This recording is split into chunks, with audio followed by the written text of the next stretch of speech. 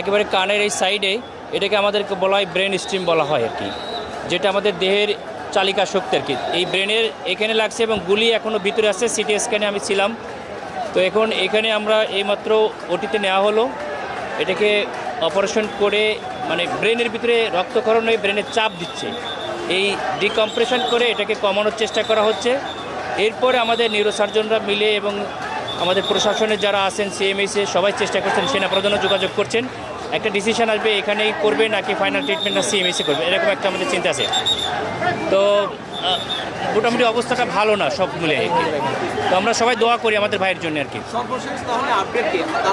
তার অবস্থা না আশঙ্কাজনক তো অবশ্যই, কিন্তু তার পালস আছে এবং ভেন্টিলেশনে আছে আর কি। ভেন্টিলেশনের মধ্যে স্কেলের ভিতরে, রাইট, স্কেলের ভিতরে এটা অপারেশন করে বের করা হবে। আর হচ্ছে তার আমরা যে প্রেশারটা ভিতরে যে রক্তক্ষরণ হয়ে ওইটা আমরা কমানোর চেষ্টা করি, রক্ত বের করে আর কি। আশঙ্কাজনক তো অবশ্যই, মানে ব্রেনের যে মেইন পার্টটা যেটা ডিল করে গুলিটা সেরকম জায়গায় লাগছে এবং রক্তক্ষরণ হয়ে ব্রেনের ভিতরে প্রেশার হয়েছে। তো আল্লাহ বাঁচিয়ে রাখছেন এখনও, আমরা আল্লাহর কাছে তার জন্য ভিক্ষা চাচ্ছি আর কি।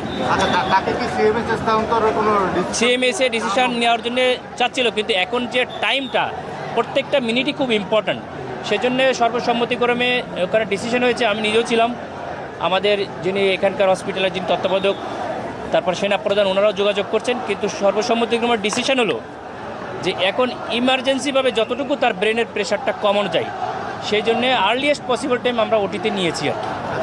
তো ওটি অপারেশন অলরেডি চলছে। আমরা সবাই জাতির কাছে দোয়া চাচ্ছি, আপনারাও দোয়া করেন আর কি, আমাদের ভাইকে যেন আল্লাহ রক্ষা করেন।